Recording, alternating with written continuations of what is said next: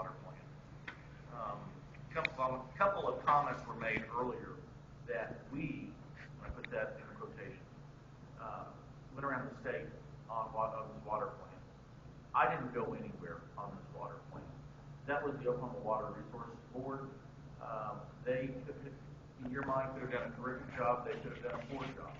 I don't want to let anyone start mistaking the fact that what the Water Resources Board did was what the legislature asked them to do, which was to prepare a comprehensive water plan to submit to the legislature for our review and to use that in whatever manner we thought was best for the people of the state of Oklahoma.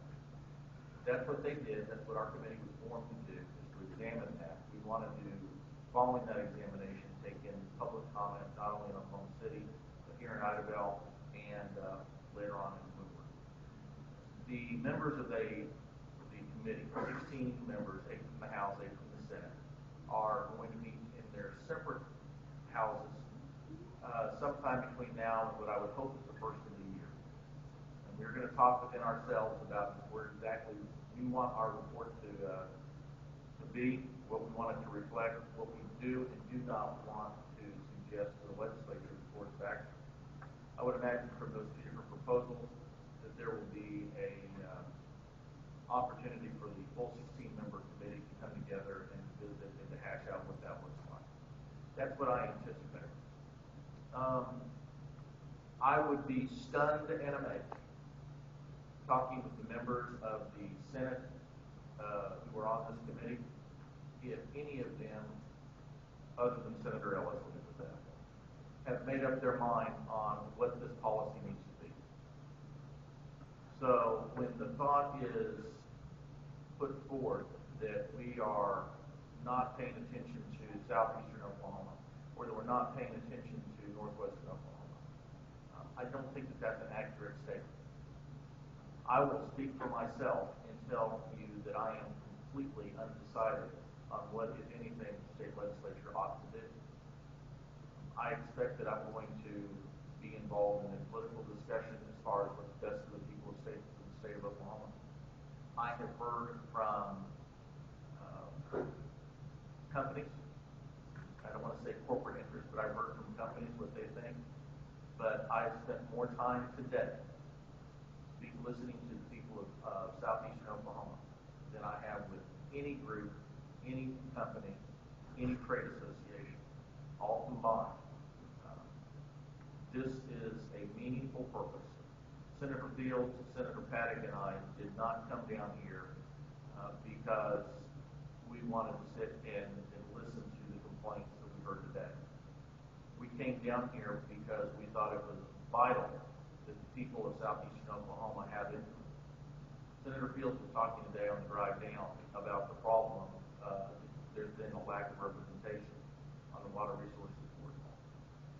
It is not for me to make the determination on who is selected, but I think he's right.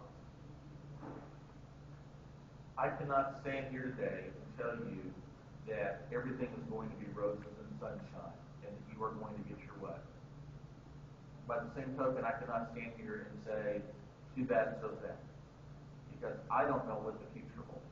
I don't know what the members of the state Senate want to do. I don't know what the members of the Oklahoma House want to do on this water committee as far as recommendations to the legislature. And I don't know how the legislature wants to respond to that. We are doing what we think is best for the people of the state of Oklahoma. We are making this as clear and as transparent and as open as we possibly can, while still putting forth the best presentation we can for the benefit of everyone. Who do I represent? I'm voted upon and elected by the people of Senate District 39. That's who determines whether or not I'm employed or not by the state of Oklahoma. Who do I serve? I first serve my God. I first serve my country. And then I serve the people of the state of Oklahoma. I think that I am fine with all three of those people whom I serve. I will find out next year whether the people of my district want to rehire me. With that, I would like to thank you all once again. I hope you all have a great afternoon. And before I let you go, Ms. Crusoe has one more thing to say. Senator, I do appreciate you coming down here, and all of you But one more thing I'd like for you to strongly consider is what took place in Arizona and what happened in Lubbock, Texas with the dust storm.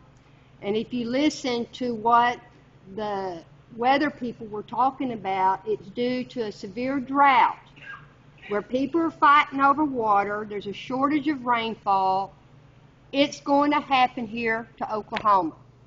Dust. And if we sell our water to Texas, or if we misuse our water by sending it up to Oklahoma City and Tulsa, where you guys are going to let us dry, you're going to be putting a lot of lives at stake here. And I'm just begging you, sir, don't only listen to the mathematical facts that Walt Fry threw out at you today. You look at Mother Nature and look what she's trying to tell the people here in this state. And that's all I have to say. Thank you all very much. We are adjourned.